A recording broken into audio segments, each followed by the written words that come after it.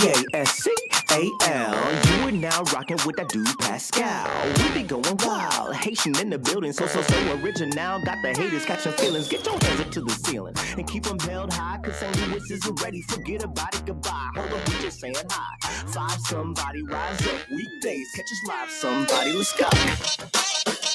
Good morning. Good afternoon. And good evening, everybody. Welcome to the Pascal Show. Hope you guys are all doing well out there, enjoying your day, making it positive, making it everything it needs to be and more. It is Monday. Let me remind y'all, it is Monday. So I hope you guys are out kicking the day in the tuchus. Start off this week very, very strong. So hopefully you guys are all well and doing all good and dandy out there. Let me just say that really quick because that really matters, okay? It matters on how you approach the rest of the day, how you approach the rest of the week, all that stuff. So do something positive. If it has to be something for yourself, go on and do it, baby, okay? Go on and do that as long as it's positive, all right? As long as it's not a vice, something good for you. Do that again and again and again, okay? And of course, once you start feeling good, once you do that good thing for yourself, give that same vibe and that same vibration out to people around you, because that's what matters the most. If you can't make other people happy unless you're happy yourself. Well, once you get yourself happy for the day and ready to kick the day in the butt, right? Spread that love, all right? Spread that positivity. Spread that bright vibration out there. Okay, we all have it in us. Some of us, it might be a little bit harder to find, but it's there. Just go and do something. Do something positive, okay? And, you know, this is the thing. You know, given the fact that we have talked about these kind of things so much, you know, we've been talking about all this negativity and all that. This is like one of the main reasons why I try to start off the show with something positive, like, you know, words of affirmation or something where I'm just like, I hope you guys are doing well. You know, I hope your week or your day or whatever it is, whenever you're watching this show, is going really, really, really fantastic, right? So that's why I do it, because we talk so much gloom and doom on this show. Rarely do we get a chance to talk about anything that's not as hardcore, right? So I try to start the day off like that, right? At least it just makes me feel good. I don't know about y'all, but that's what it helps me. Okay. So I appreciate you guys riding with me and being a part of the journey. But another way you can spread some positivity is if you hit that like button down below, send it past 300 likes as you guys start to file in to this place. You know, it's a weird thing recently with all the things that have been popping off in the tubes, okay? So once I go into this piece, which is hit that subscribe button, okay? Please and thank you. There's been a lot of weird things going on in these YouTube streets as of recently. I just want to say that real quick. Again, people aren't getting notifications like they used to. Some people are getting unsubscribed from the channels that they have been subscribed to for so long. So I hate to keep saying that, but I'm hearing through the YouTube streets that a lot of other content creators are having the same doggone issue right now, that people are not getting notifications. People don't know what's going on, so on and so forth. I think it has a lot to do with the CEO recently stepping down. I don't know. People are getting I don't know. People at YouTube, I guess, are getting lazy or something. I don't know what happened. I don't know. But it feels like they're dropping or they're fumbling the ball right here. Okay. So if you guys can do me that solid, hit that like button down below, hit that subscribe button, check your notification bell. If you haven't turned that on, please do so right now. Okay. And if you have already hit that bell, turn it off and then turn it back on again. I have to even talk about that and say that, but unfortunately, these are the breaks, okay? And this is what we do as a jobby job. So I appreciate you guys just being here and being a part of the conversation. Anyway, guys, we got to get into some things. Now, this isn't like a huge story. Okay. This is not going to be a gigantic show or anything, but there is some things that have been popping off around the Alec Murdaugh case. Now, we already know the man, him guilty as sin. All right. We already know him guilty. All right. We don't even need to talk about that part. But more and more jurors are coming out and speaking out, and I just love it. I'm here for it. You know what I'm saying? I don't know about y'all, but I'm here for it. And apparently this morning on the Today Show, there was a interview with a couple of the jurors. More than just one. There was about, let me see, hold on. I think there was like 3. Yeah, there was like 3 jurors that sat down and spoke out. And the funny thing is how what they were saying in this video or in this interview screams exactly what I was thinking too. What we talked about during the verdict, when the verdict, or sorry, his sentencing, not his verdict, but his sentencing. When we found out that he was going to get 2 life sentences, he's literally, if appeals don't go through or anything of that sort, he will be living his natural life, the rest of his life behind bars. And I'm happy about that. I know a lot of us are. There are a few people out there, there's a few stragglers out there that are still sitting there going, no, he innocent. That's fine. If that's how you feel, that's how you feel. You know what I mean? We're all entitled to our opinions. But I feel like that is the unpopular opinion out here. Okay. So when he was sentenced, one thing that we were really shocked about was what the judge was basically, he kind of threw out the extreme, okay, DP, the penalty of seeing his own demise by injection or by a chair, if you get what I'm saying. And we all dropped our popcorn. We leaned in even harder. We were trying to really listen to what the judge was saying at that point. And of course, nothing happened. He did not get sentenced to the extreme because that wasn't even on the table to begin with. But what was very interesting about it was that he threw it out there anyway. And I think now that I understand a little bit more, because, I'm not a lawyer. I don't wax Esquire. I don't wax legalese out here in these streets. That's what the law tubers are here for. Shout out to all the law tubers that have been covering this as well. Okay. And they've been doing a fantastic job just breaking it down and explaining it to us laymen's out here, us regular folk. All right. But now that I know that the extreme, and I'm calling it the extreme for a very good reason. Got to use these code words, guys, unfortunately. The reason why he said that, I think he wanted to say, like, I would have been down for that. I would have allowed the extreme to be on the table for the crimes that you have been found guilty of doing. That's now when I hear, and I rewatched the judge's speech again. When I heard him say what he said, that at least this is the way that I interpreted it myself personally. Okay, because everybody's going to interpret it in their own special ways, right? Everyone's going to interpret it in 15,000 different ways.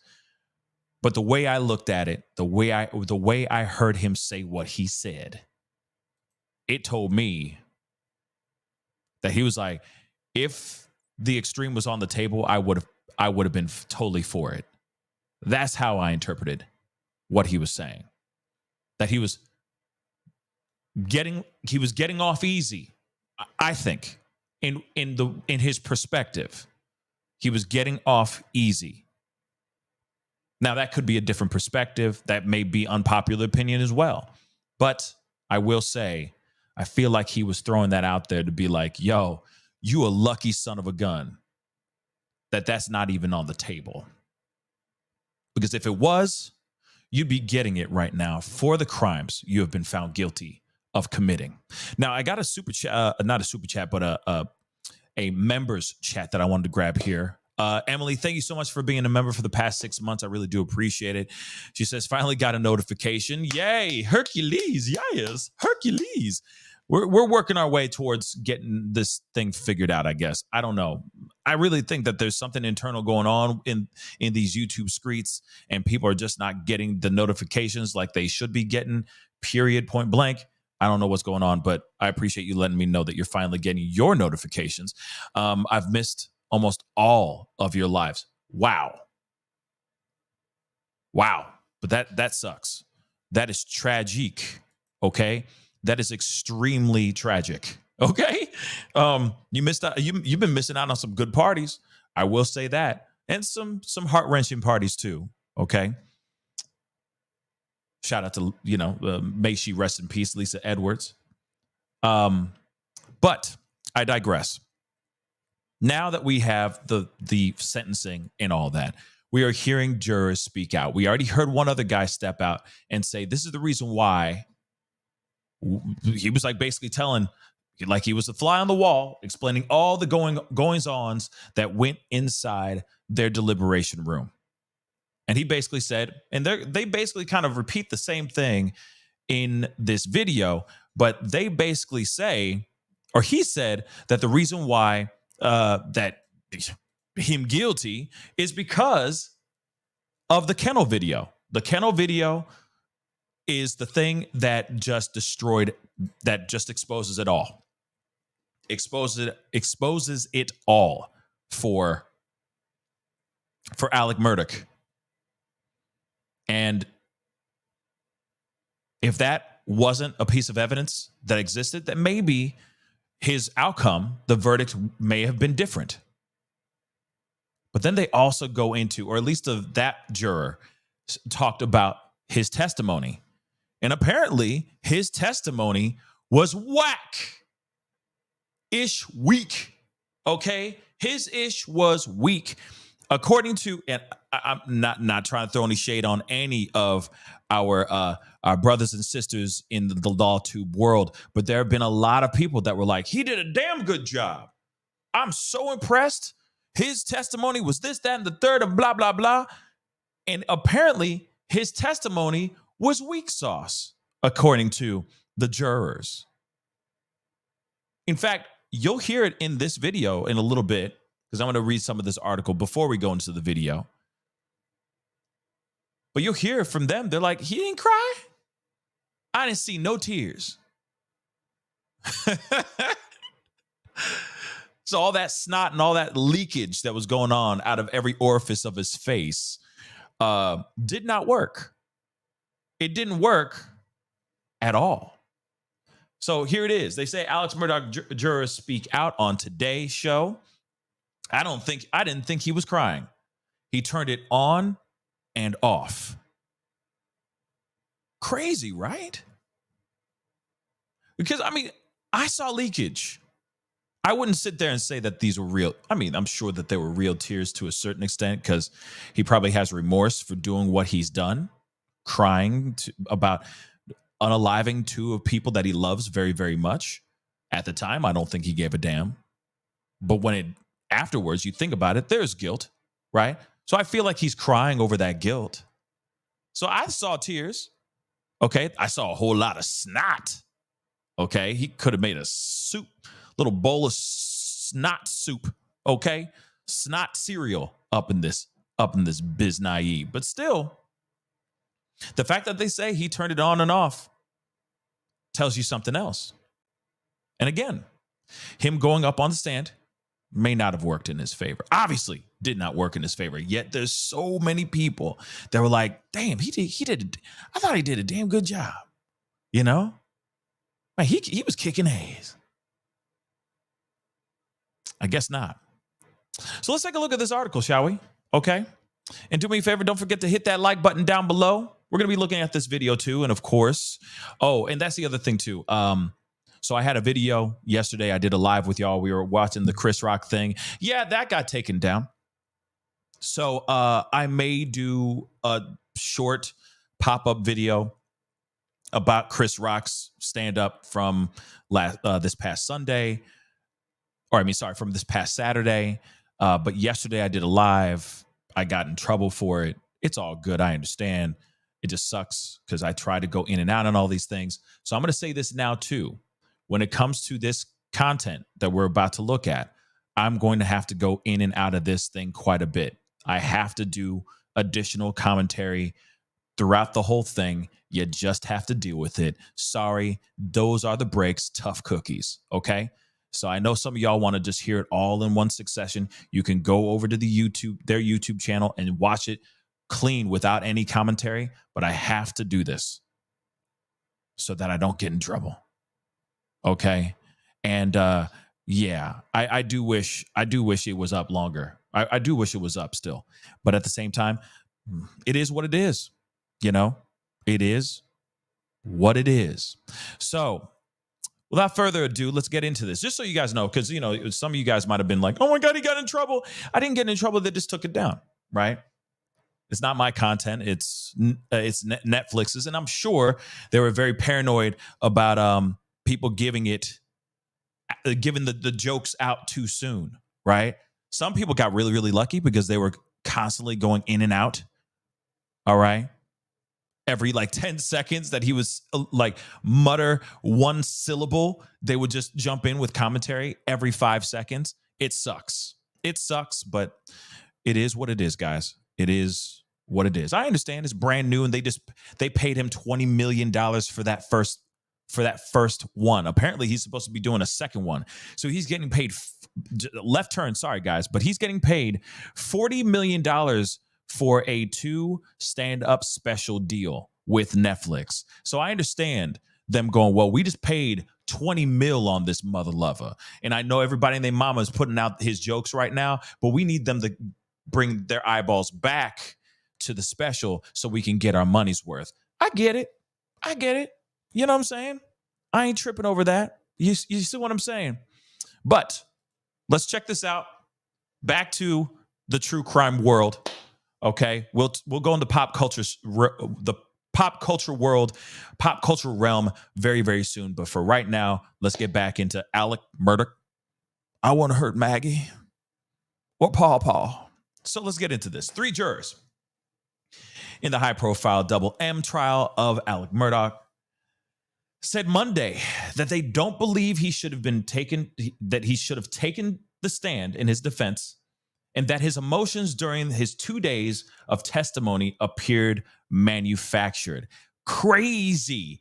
Like I said, again, the whole Maggie and Paul did not work out in his favor. According to the jury the jurors that came in to speak out. This is 4 of them now, because there's 3 that sat down in this interview. 4 of them now have stepped forward to speak out and say, yeah, his testimony was trash. Ish was weak. Right? Crazy. So they said, no, I didn't think he was crying. He turned it on and off. That's what juror Generette said in a live interview, which we're going to be looking at here in a second. No, it wasn't genuine, she said. We already know that he's a lawyer, Juror McDowell said of Murdaugh. He's able to be emotional with cases. He's able to be emotional with himself. I think we were able to read right through that. Ha!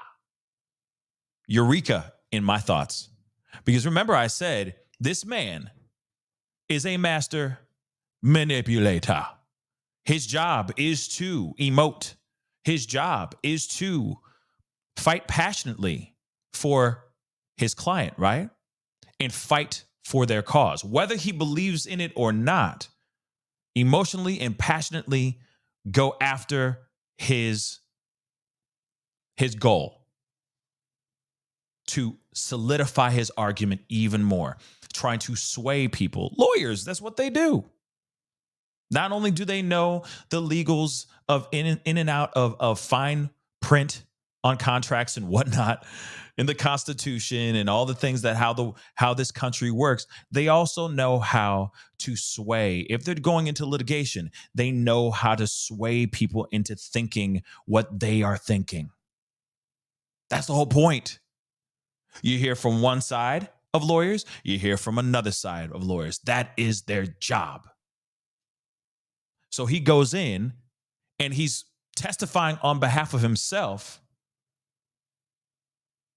and he's just emoting, and he's putting on a performance because he wants the jury and whoever else is watching to believe without a shadow of a doubt that there's no way that this shell of a man, this crumpled up, messed, emotionally effed up shell of a man would ever do something like this to his Paw and Maggie. Not never. Apparently it didn't work out. I will say this too. I think he had a crap ton of things going against his favor. His current or his past career,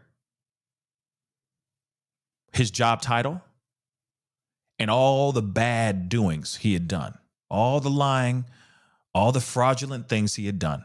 Those things all stacked up against him as well. Again, I said this in another show, but I'll say it again. This is the reason why the defense was adamant about trying to not have the prosecution bring up his past crimes, because they did not want to paint his character up as a master manipulator, as a full-on pathological liar, a prolific liar. How he swindled people who really needed that money out of millions of dollars. How he swindled friends and people that I would say are close to him out of millions of dollars. So I could see when they painted all that up, they dressed him up real con-like. And then they said, oh, you want to take this? Go ahead, take the stand, baby. Let's see what you do. All right, then. That's what the prosecution said. He wants to take this. Okay, we're going to have fun with this, baby. And that's exactly what they did. Because they said either this is going to be a monumental moment where he sways the jury into believing that there's no way he would ever lift a finger on his butterfinger. Sorry, lay a finger on his loved ones. Or they were going to see right through the lies. And it would just be like watching the Titanic go down. Just crash and, well, not crash and burn, but you know what I'm saying. And apparently he went that way, which is pretty amazing. Pretty amazing. So we already know that he's a lawyer. We already said this part. Another juror, Amy Williams, said Murdaugh didn't help himself by testifying. I completely agree. And I think everyone, you see the woman in the middle? I don't know her name, but the woman in the middle, see that look on her face? I guarantee you that was her look the entire time Alex Murdaugh was on that stand. She's like, Go ahead and give us some more of your lies. You said what? He said paw. He said paw. That's what I think the entire time. Just And I'm wondering which one of them fell asleep during the trial.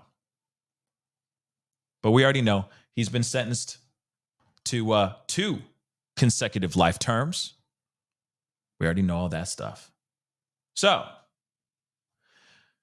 pretty amazing stuff. And I have to say this too, because we have to play both sides of the fence. I've talked about this on during the sentencing portion during our live when he was, looking at some serious time and all that. But after his sentencing, I did ask this because we watched another juror speak out.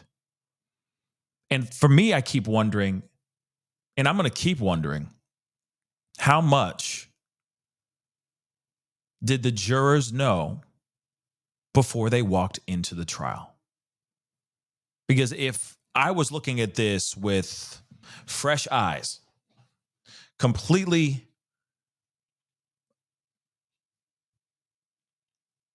oblivious to the story, the crime, etc., would I still have the look on her face throughout his testimony? And I will say this. I feel that the prosecution did a damn good job at dressing up the story, dressing up the character of Alec Murdaugh before he took the stand. And then when he went up there and he continued to do his thing, I think it just showed proof positive of what kind of character this mother lover actually is. That he about this life of lies, deceit, even muerte. Clearly. So, because I asked this on the last show when we watched his sentencing. I asked that. I'm like, how would they have the same reaction? Would the jury go and feel the same way? Completely turned off by his testimony. And after looking at things, I'm going, wait a second, no. I think if I heard what they heard throughout the trial, they're hearing his history. Again, let me emphasize, the defense was working diligently trying to take that down. They did not want any of his past crimes, all the other crimes that he's looking at, charges that he's looking at right now. They did not want that presented in the courtroom at all. But guess what? That smart judge said, no, we going to keep everything is. Let's keep it warts and all. They need to know who he is. So go ahead, have that happen. So they dressed him up. They said, this is the character. This is the person that you are dealing with. And then he took the stand, and that was the nail in the coffin. Oh, and let's not forget the fact that there's the video from the kennel. And then he went up, and the first thing he says is, yeah, I lied. Because chicken, the guinea that was in Bubba's mouth. I was trying to get the Bubba and get the chicken, the petrified chicken out of Bubba's mouth. And yeah, I was there. Because, addiction, it's crazy what you'll do for it when you're addicted to pills. Come on. Right off the bat, I'm just saying, right off the bat, you start by going and admitting that you lied. It's kind of hard for any juror to hear you from that moment on, hear any of that and believe that being truth.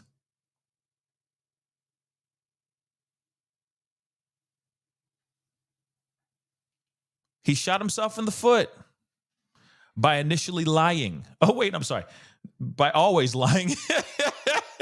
I mean, the dude is looking at so many charges. Oh my God. How does somebody do that? So many charges, y'all. So many. Not just one, so many. And while he's at the stand, he's doing all that, still lying, I feel, channeling his inner Heath Ledger Joker tongue thing. And this jury is just seeing right through that BS. Pretty amazing. Let's take a look at this video, shall we? Pretty darn amazing. Let's take a look at this. Real quick, don't forget to hit that like button down below. That really mean a lot. Thank you. And you know what? Let me say this.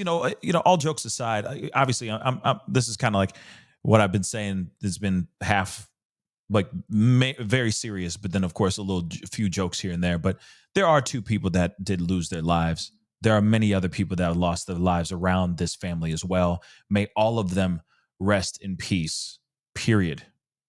Okay? The way that Maggie and Paul lost their lives is an unthinkable and heart-wrenching way to go. And I just want to say that really quick, just to make that abundantly clear. 2 lives were taken, and then there were other lives that were taken beforehand as well. And all of them were taken in such terrible ways. So I just want to say that really quick, okay? But please hit that like button down below. That'd be really appreciated. Hit it, crush it, make it scream out your doggone name. All right. You know, it's yeah. It's crazy the amount of demise that surrounds this one man. And whether it is true or not, if it's just circumstantial or if it's just by coincidence that these are all these people surrounding this family, that there's this kind of death around the family in this way, is pretty damn wild. But I don't think all of them are just a coincidence. That's just what my thoughts are. But please hit that like button down below. That would really, really mean a lot. Let's get it past 300 likes. We're almost there to 300 likes. And of course, do not forget to crush that subscribe button. You know your boy's working hard out here in these streets, even when the streets are mucking up right now with the notification bells. I'm still giving you guys the content and the stories that you need for the day. So hit that subscribe button and hit that notification bell. Let's go. Hit the number 1. Make sure you guys can hear this. That'd be greatly appreciated. Let's rock and roll. Oh, and one more thing. I'm sorry. So many things to say. So many.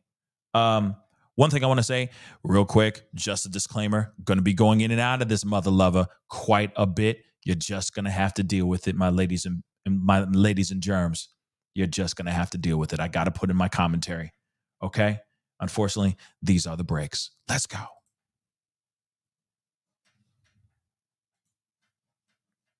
What? Hold on.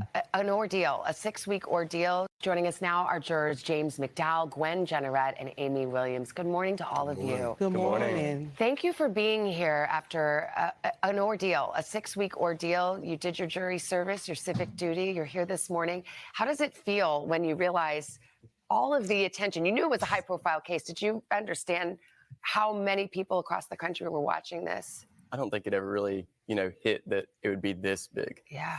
How do you guys feel? The same. Yeah, I didn't think it would be this big. Me either. When you saw the cameras outside the courtroom, though, I mean, Yeah, that's when I realized this is a big ordeal. Yeah. What have people said to you just in the last few days? It's a small town. I mean, did they realize, oh, you guys have been on the jury? Have you heard anything? What is the reaction you've heard? So I think that, it kind of spread pretty quickly. So I think that a lot of my friends were very respectful. They didn't try to reach out. They didn't want to talk about the case because they knew I couldn't. Yeah. So I think afterwards, as soon as the verdict came out, everybody was kind of sending me messages like, Sorry, guys, this thing's tripping. What's going on? Yeah. a lot has. I will say this: if what he said is true, this guy right here, the young man right here, he looks like the dude from Soul Man. I don't know if you know that movie.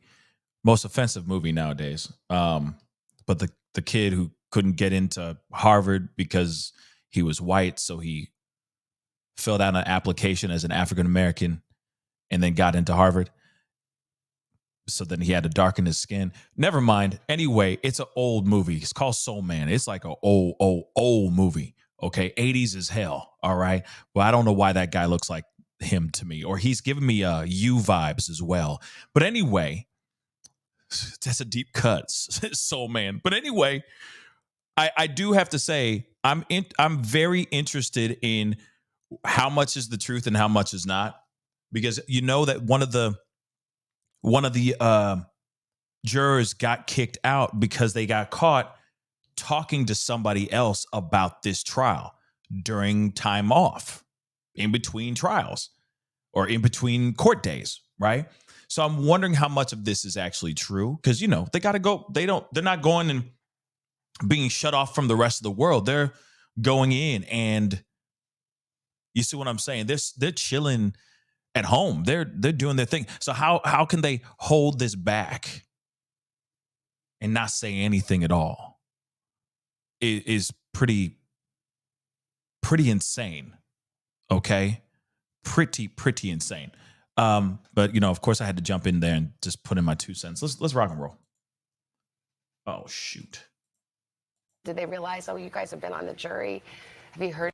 A lot has been made over the past few days about the speed with which you guys came back with that verdict. Take us let's go. inside the deliberation room. As I understand it, not everyone initially thought he was guilty. Is that right?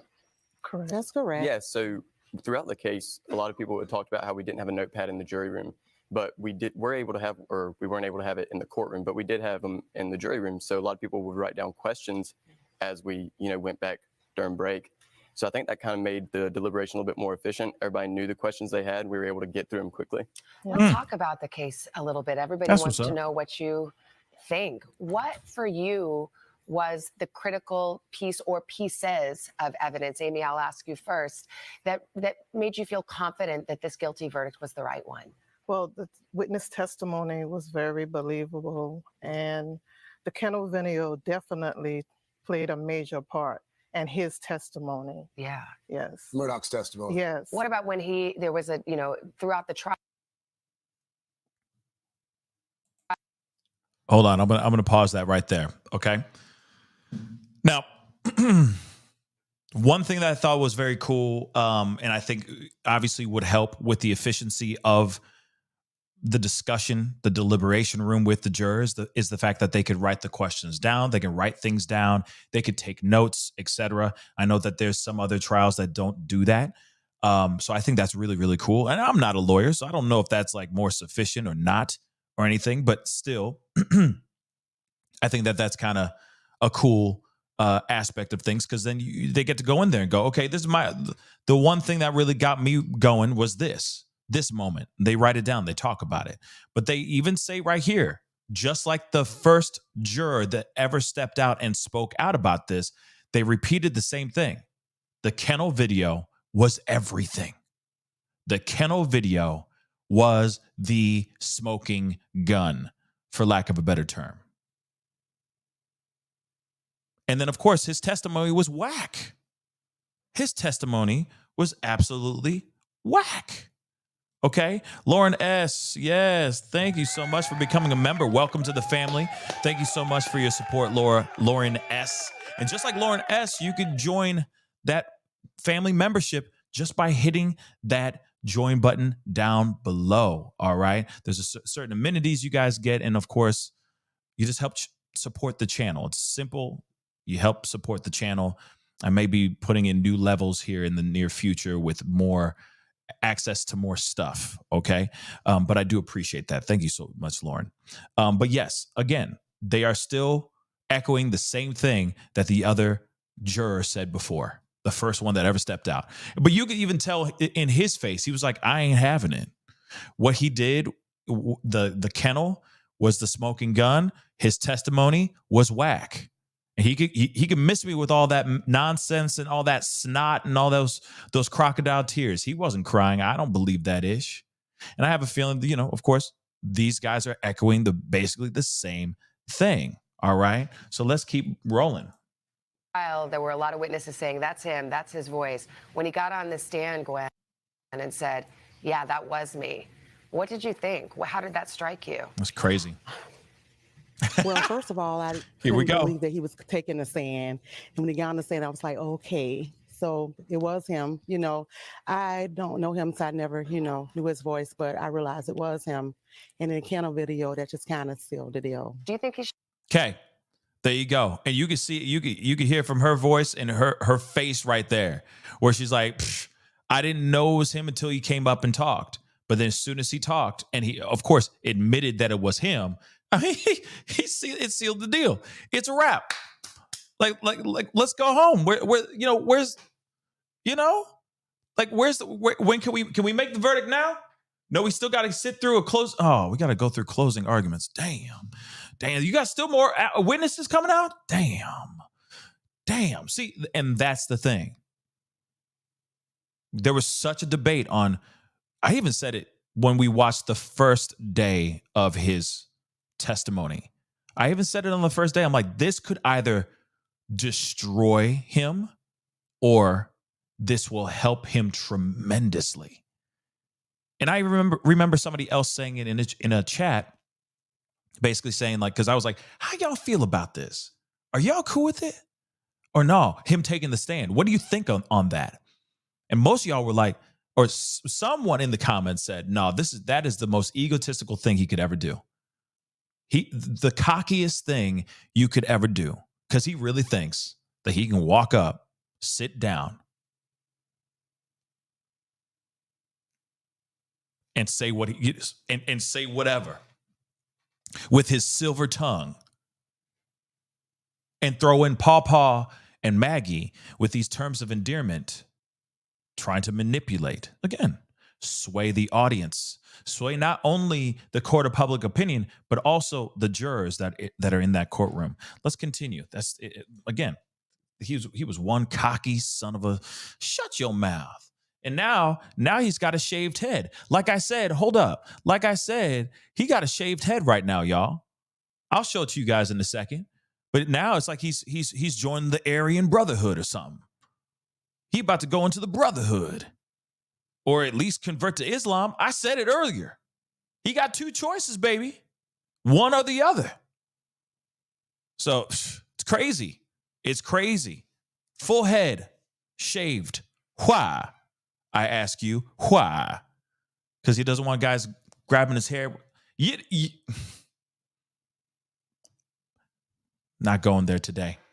Not going there today. I'm not 12 today. Let's continue, guys. Let's go. Should have taken the stand? No. What about you, Amy? No, He didn't help himself. no. No. If I was him, I don't think I would have, but I think that he believes that he's so convincing that he felt like that was his, last resort. The financial crimes, when the state introduced all of that evidence about the past financial crimes and the money he'd stolen from clients, the money he'd stolen from the firm as well, did that impact your decision at all? Did that make a difference? Well, we could only consider it as part of the motive.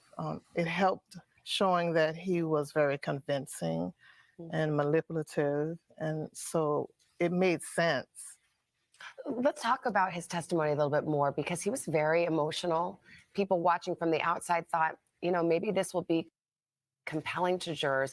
Did you believe him? Did you believe his tears? Did you think he was crying? Some other jurors have said they didn't buy it. What, you're shaking your head. No, I didn't think he was crying. He turned it on and off. Yeah. It Blammo. wasn't genuine. Do you think he hurt himself by taking the stand? Did he make it worse? I think he did. Yes. Why? I just think that, we already know that he's a lawyer. He's able to be emotional with cases. He's able to be emotional with himself.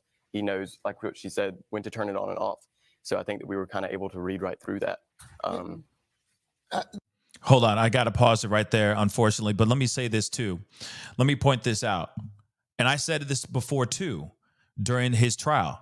He went over instead of him sitting and going straight in front of the microphone and talking straight to the lawyers that were asking him, the defense and the prosecutors that are, asking him questions during his testimony, he pivoted this way towards the jury, towards the jurors. And he was putting his whole performance towards them. Whole thing was towards them. Remember AH? Remember her testimony?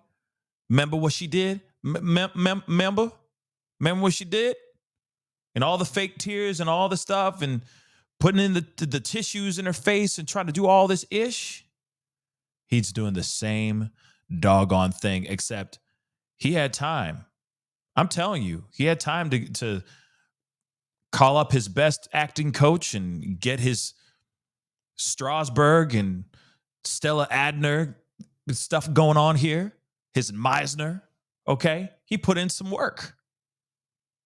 Again, I'm sitting here going, the Oscars are next weekend. I wouldn't be surprised if he catches a nom for his performance here. But because of all that, his body language, how he positioned himself, all of it was just tools for his manipulation. Let's continue.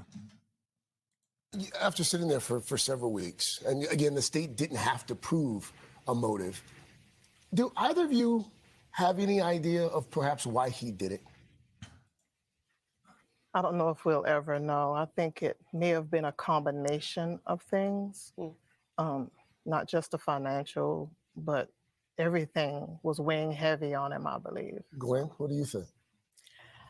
I think it was he wanted to have control of everything, and his wife owned the majority of the things that they owned. They had. So I'm thinking it was more like greed and being in control. I think the prosecution had a very good point. It's a storm.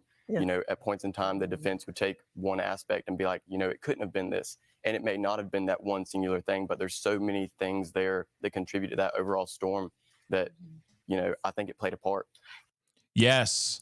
Good point. I think that it was could have been a trifecta, if you will. Okay. The perfect storm of everything coming together all in one place.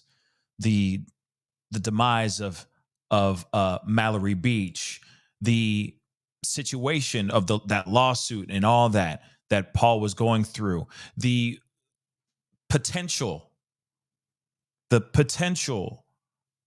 divorce. I mean, because I don't know. I don't remember if that was confirmed or not, but the divorce that was going on between himself and Maggie, himself and his wife, the extramarital affairs that he was having, the pills that he was popping. Okay. All those things. Again, you do 60 pills a day. I don't know how anybody can do that. I'm surprised that he's still even alive and his heart is still breathing. That his heart is still beating, but still, you put all those things into one situation, and he's self-medicating himself to the point where he is numb, to the point where maybe it is Dr. Jekyll, Mr. Hyde type of stuff, that he goes in and he does something that he never thought he would do. And then when he catches himself after the aftermath, he does everything he can to cover his own ass. That's what we're seeing here. That's what I think.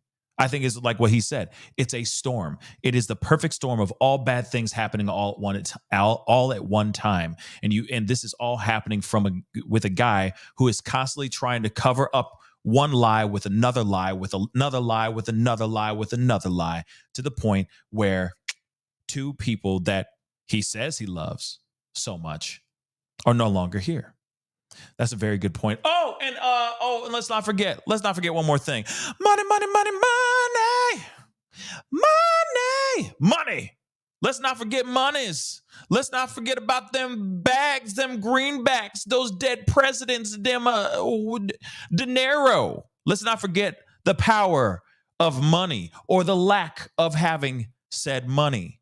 Let's not forget that in there too. Because one of the jurors just said that too. Money. Money's a big factor in this mother lover too. Let's put it in there too. So you can put in lies. You can put in lies, and you can put in lies, and you can put in bags. And what I mean by bags, I don't mean body bags. I mean money bags. Let's not forget that. Let's rock and roll. They had you guys go and visit the scene, Moselle, this estate where the crimes took place. Was that worth your time? Was that worthwhile? Did you learn anything from that, James? Yeah, I think that we were, throughout the case, you kind of see pictures and stuff, but until you get out there, you're not able to really see how everything plays a part. There were a few things that I made mental notes of that I wanted to check out if we did go out there, and I was able to, take a look at that. What about you, Gwen? Same here. I wanted to see how big that feed room was, and it was very tiny in person. And I also wanted to see if you could see down there to the feed room, the kennels from the house, and you could. Another thing, I do want to say that this is incredibly crucial in my personal opinion. Okay. Let me say something that is really important. The Hodge twins, really? That's hilarious. But thank you, Melissa. I appreciate that, I guess. Thanks. I'm just playing. I'm just playing. But that's what interesting. The Hodge twins. You talking about, yes. Back at it again.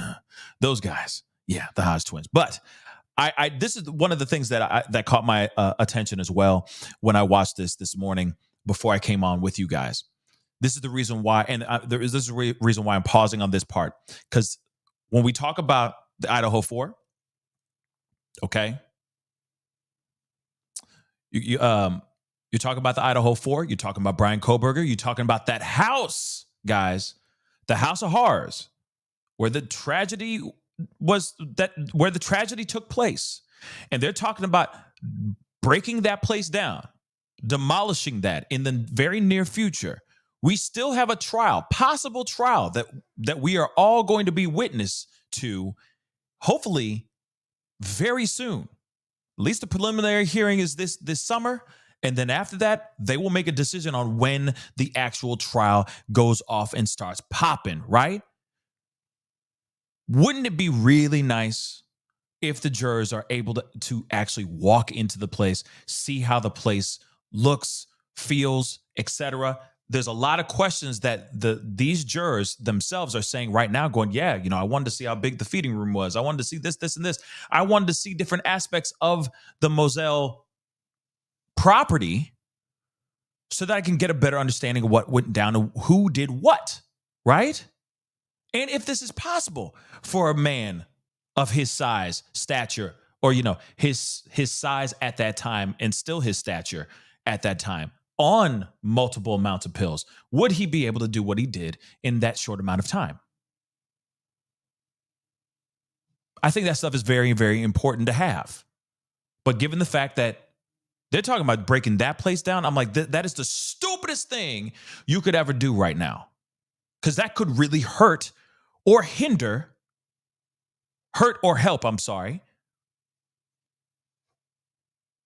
the case. To me, it goes against prosecution if you tear that place down and help. It only help the defense. And if you really think that the guy did it, you keep that house up. I don't care if all these kids are going up there doing TikToks, okay? I don't care. It's just something that you have to endure until the trial is over. But then once the trial is over, then blow that mother lover up. Just boom. Light a fuse and let it go. You see what I'm saying? But damn. Leah MT, thank you so much for the 5. They have 3D scans of the house in Idaho, but I think a walkthrough is important. Absolutely. Yes, they do have animated 3D scans. They even have a 3D animated thing of the whole thing. But at the same time, it's different when you're actually there. It's different when you're in the room. It's different when you're at the property, seeing it with your own 2 eyes, because there's only so much you can dress up in your mind. Okay? I'm just saying. You can hear things. You can, whatever. It just helps with the thing. But, you know, again, who am I? You know, I'm just a regular dude on a microphone. And that's it, right? But let's continue with this. So that's why I say I feel incredibly crucial that they keep it rocking and rolling with keeping that house up. And if it means that they have to fence the place off even more, do something, erect something tall around the perimeter of that house so it's protected, and then it doesn't have to be the center. The house doesn't have to be the center of attention for Moscow, Idaho. Then do it by all means necessary. Anything that could knock out reasonable doubt out of the jurors' heads. That's what you want. But let's continue. I know 2 of you went back the next day after the verdict. You went back for the sentencing. Why was it important for you, the 2 of you, to be there for that part of it? Just to see it through to the end. James? Just like what she said, you know, we spend 6 weeks there. We bond. We're a very close-knit jury at that point in time. So it was important for us to go back and kind of, you know, see it to the end. We had just decided what the verdict was going to be. We at least wanted to see it to the end, see what the sentencing would be. Well, I mentioned that you did your civic duty. You're wearing your Constitution tie. It is a lot that we ask of our fellow citizens to sit in judgment of another. It's not easy. It's a great sacrifice in every way. So thank you for being here and spending a little time with us in a case that's gotten a lot of interest. Yes. And thank you for your service. You're welcome. Thank you. You're welcome. Thank you. So Hold With on. Dexcom G7, you can achieve diabetes results without finger sticks. See how exercise affects your glucose, making it easier to spend more time in range and... That, I think, is, I thought that was an excellent interview. Very thorough, very to the point. We could understand exactly what was going on.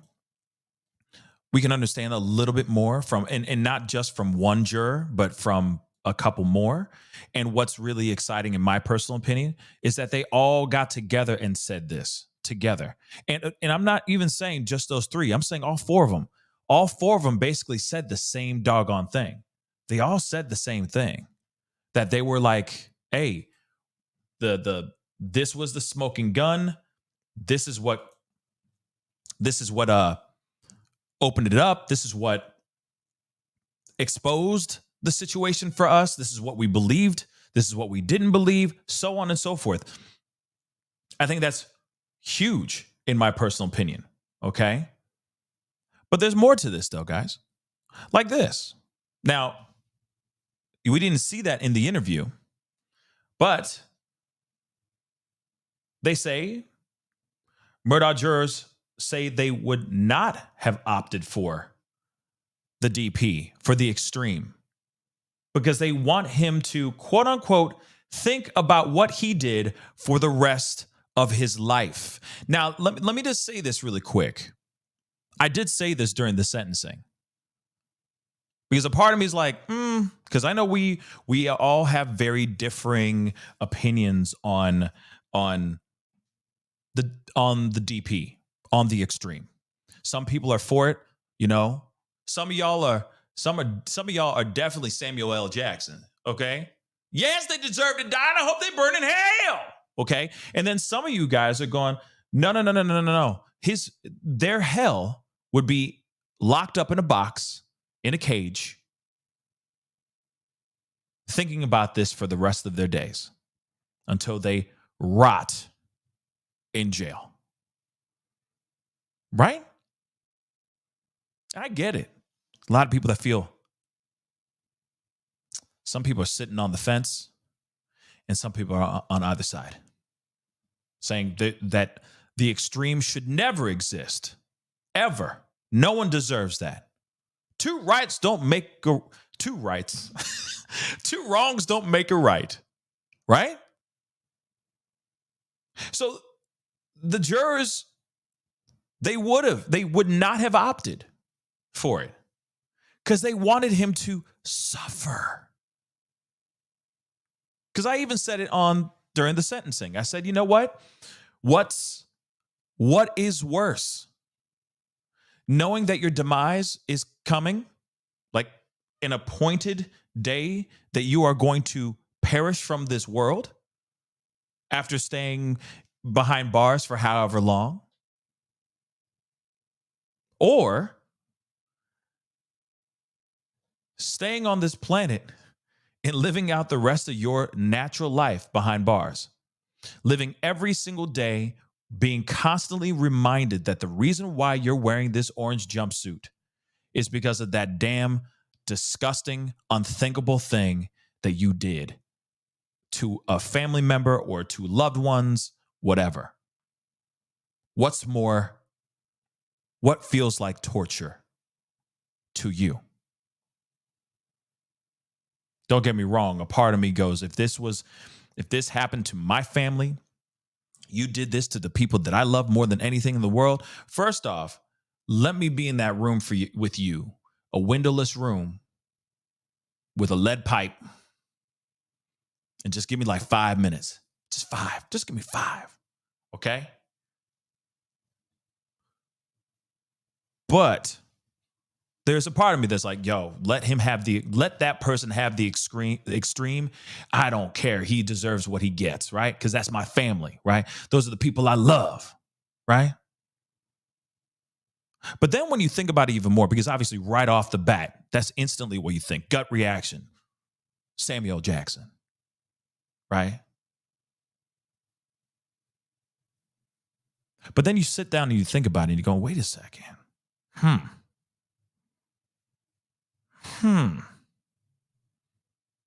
What's more diabolical?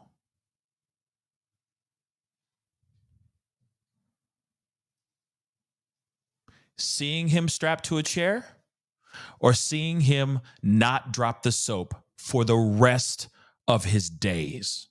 Or not seeing him. You don't want to see anybody drop this. Let me take that back. Time out. Hold up. Woo! Time out. I didn't mean like that, okay? But there's going to be a part of you that's going,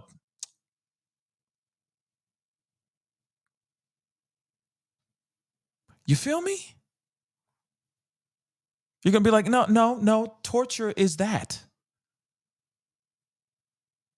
So forget the extreme. This is much better. I mean, it's not like you're ever going to see that person. Yes, he's breathing. Yes, he's alive, but he's behind bars. Ain't like he's going to go and escape. Chances are very minimum if that ever happens. So to me, I go, that would bring peace to my heart. Because he will constantly be looking over his shoulder. He'll be constantly be worried about getting shanked. More than just shanked, if you get what I'm saying. Not dropping the soap.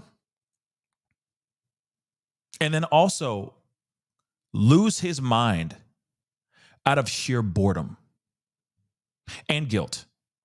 Because every day he's constantly reminded that he's in a place of hell. He's in his own personal hell because of the wrongdoings that he did to the person that you love.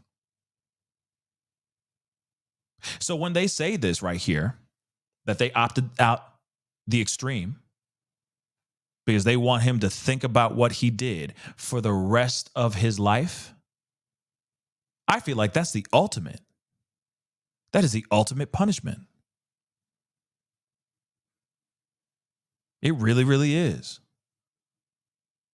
And you know for a fact that what he did does not show any proof of physical strength. He grabbed weapons and he pulled triggers. This is not somebody who ran through a house and went shink, shink, shink to a whole bunch of people. It's not like he ran up to these people and manhandled them and savagely with his own two hands destroyed many lives. This man went now he's been convicted. So he's convicted of going to a place, getting a weapon, going over to these two people that he deemed as the love of his life and his pride and joy, and pulled the trigger. That shows no physical strength. So in my personal opinion, he is not a physical threat to anyone in that prison. In fact, he's going to have a hard time in prison. So to me, I'm going, yeah, I'm getting justice. All right, yeah, that feels good.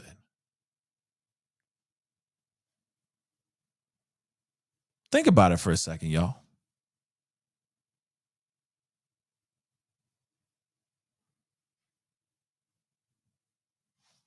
Think about it. And all he's going to be doing is just trying to survive. Wake up every single day wondering if this is going to be the day that he leaves the planet because somebody had some beef with him. And also you got to remember, there's going to be people in there that are already going to have beef with him. If he's going to be in a prison that he put other people away in, think about it. He's going to have a good time. So if I were extended family members or friends of Maggie and Paul, I'd rest well. I'd be sleeping good at night. And this jury, savage. Okay? I got a couple super chats. Let me grab these really quick. I'm just saying. In situations, I feel like it's like it just depends on the situation. What is more justified, I think. The extreme or life.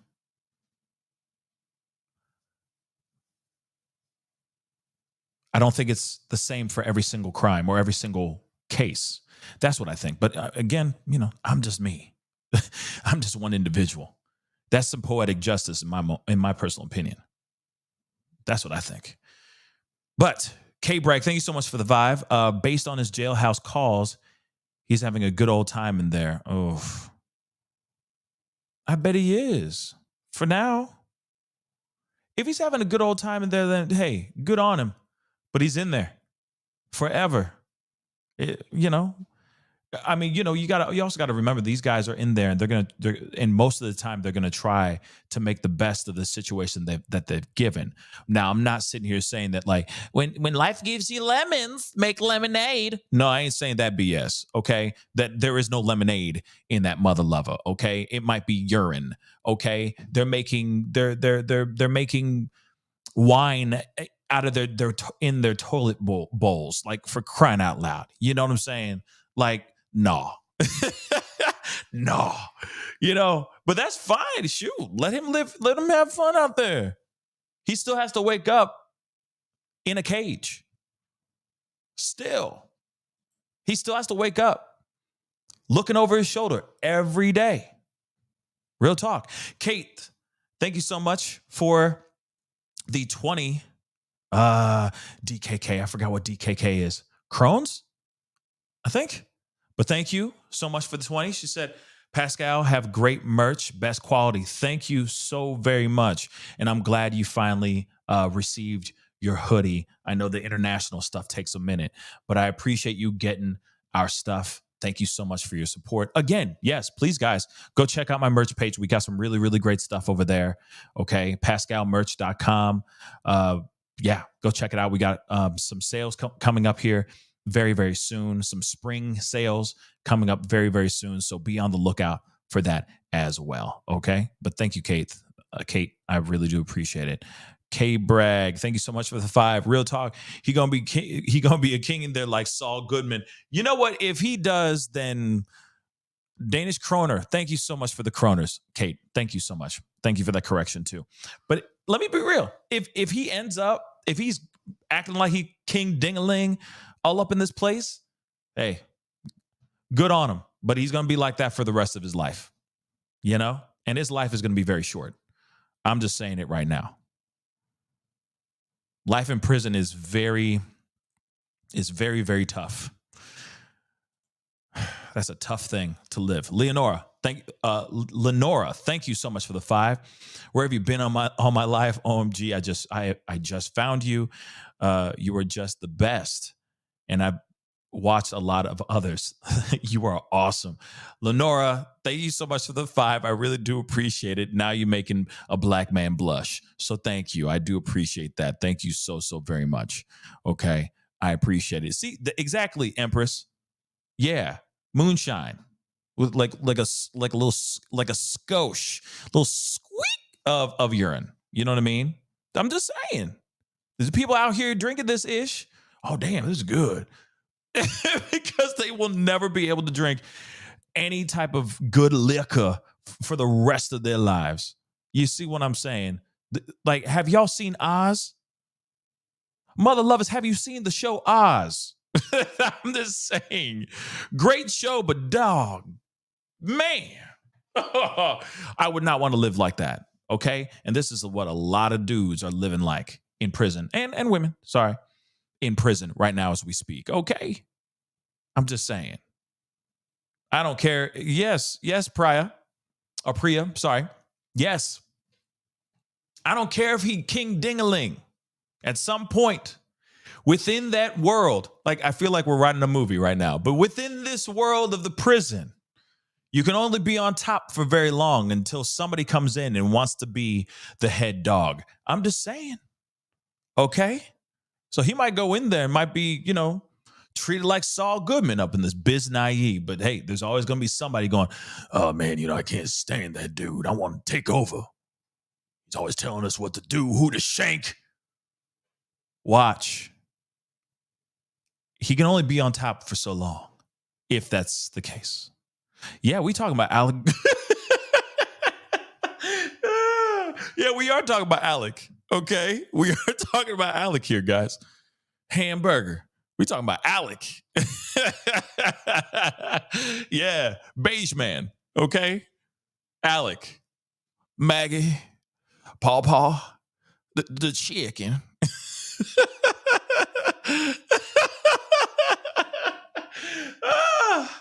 Thank you. I needed that laugh. I appreciate y'all. Oh my Lord. Oh my Lord. Emily Biz, thank you so much for being a member for the past month. Your membership chat just said this whole case is sad for all involved. No winners, no matter how it came out. With that said, I want to know where he put his clothes and the guns. That's what I'd like to know too. And maybe one day, after many, many months in prison, maybe he'll finally speak out and tell the truth. Maybe finally he'll speak out and tell us exactly what went down and why he did what he did. And if it wasn't just him, that maybe there was somebody else involved. Or if this was a hired hit, he paid somebody to do this. Hopefully he speaks out at some point and tells us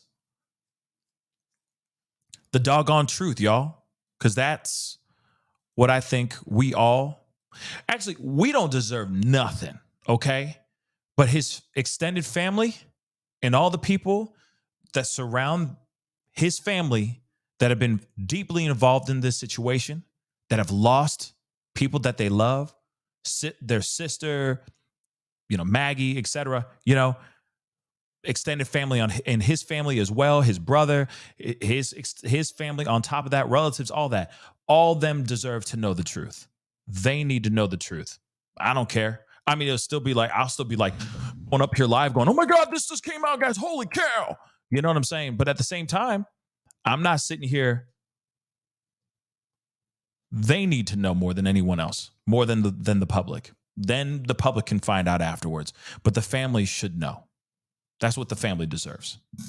No doubt. The family deserves that for sure. Oh. And they also need to know the truth about Mallory Beach, Stephen Smith, if I'm correct. And I think I got do I have the name right? I have Stephen A. Smith in my head. But is it Stephen Smith? I think it's Stephen Smith. Why am I forgetting? And then, of course, the housekeeper. They all need to know the truths about those two. If those were all just weirdly, oddly connected losses, or if they were actually connected in some sort of way. And at whose hand did those things actually happen? We already know about Mallory Beach. I'm just saying that they actually need to step forward, and he needs to step forward and say, yes, I tried to cover this up to protect my son. We all know it, but he's never admitted that. And then Buster's got a whole lot of explaining to do. Lucy. Buster's got a lot of explaining to do. Whole lot of explaining to do. Because if he's connected to Stephen Smith's demise, he might be joining prison. He might be in the same lockup situation with his pop. That would be bad. Just saying. Murder was the case that they gave me. BH, thank you so much for the 2. Like that other person said, you're the GOAT. Oh, stop. But I will clap to that.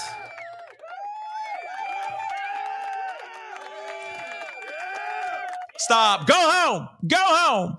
No, I appreciate that. Seriously. That really does mean a lot. Thank you so much. I'm just telling these stories how I like to tell stories, right?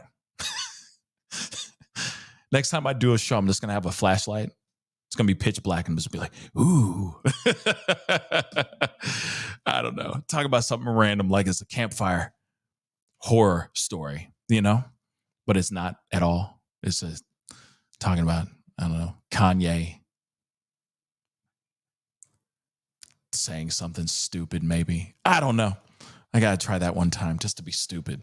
But again, now you've heard the information right there. Alec Murdaugh's, a good portion of these jurors have stepped forward and have spoken out. I'm sure the lawyers are going to come out and have their own exclusives here in the near future. When they do, we will talk about it for sure. Oh, I promise you, we will talk about it. For sure. But what say you on the information that we received? We heard it from 4, and they all echoed the same thing. They didn't really skip a beat. There was no opposing view here and there. They said that the evidence that was presented to them was one of the main things that destroyed the defense. But the other thing that was actually the final nail in the coffin was not only that kennel video, but also Alec Murdaugh's testimony. His testimony was so weak sauce that they instantly wrote him off right off the bat. It's pretty crazy, guys. That's pretty crazy. But I think, personally, I believe that the jury did the right thing. They made the right choice. I don't think it was very hard for them to figure it out. They even said, I mean, at least the first juror that stepped forward said that thing. He said there were a couple of them that had, there was a little bit of pushback, but it took us 45 minutes for us to convince those other 2 to change their thought, to change their verdict into guilty. The fact that it took them less than 45 minutes to do, or within 45 minutes to an hour to do that, says a lot about the defense's whole argument, their presentation, how they executed things. And it sounds like to me, from what you saw, that the defense did not do good enough. And they made a very, very bad move by putting Alec Murdaugh on that stand. Anyway, guys, I appreciate you guys all for being here. It really does mean a lot. You guys have been really, really great. It's so weird. I had a show yesterday, right? But then that got taken down. So I feel like I didn't do a show yesterday. So now I'm about to say, like, I missed you guys. I missed you guys so much, but I saw y'all asses yesterday. You know what I'm saying? But that show ain't up. So, you know, c'est la vie. Que sera, sera, right? Les fromages, les enfants. Hon, hon, hon, les poissons. But still, I appreciate you guys for being here, being a part of the conversation, being a part of the ridiculousness. But we needed to have this conversation and talk about this because we have been tiptoeing around this story. But there are other stories that we will be talking about here very, very soon. So be on the lookout for it. I might have a pop-up video coming to you guys in the next few hours or so. And I may come on tonight for another live to talk to you guys about another story. So be on the lookout for that. Please, guys, go out, do something beautiful. In my neck of the woods, it is gorgeous out today. So I hope you guys go out and get that vitamin D because you need it. You need it. Okay? So go out, enjoy that sun, do something positive for yourselves. Okay? And I'll be talking to you guys very, very soon. So do me a favor before you get going, hit that like button down below. That would be greatly appreciated. Hit it. Okay? And of course, for those of y'all who haven't done it yet, hey, baby. What's going on, love? Just hit the subscribe button, all right? Be greatly appreciated, love. Because you know for a fact, I'm not going to go there. I was just going to be a jerk. Anyway, I appreciate you guys for being here. You guys have been amazing. Hit that like button down below. Crush that subscribe button. Be sure that notification bell is on. Okay, because I do upload and go live randomly. Okay, so I appreciate you guys for being here and chopping it up with me. Okay, but it's time to get going. Do something positive. Do something beautiful today. Be good to yourselves. Be good to one another. And I will see you guys very, very soon. Vitamin D, everybody. Everyone needs that vitamin D. So go and get it. This is the Pascal Show. Bye.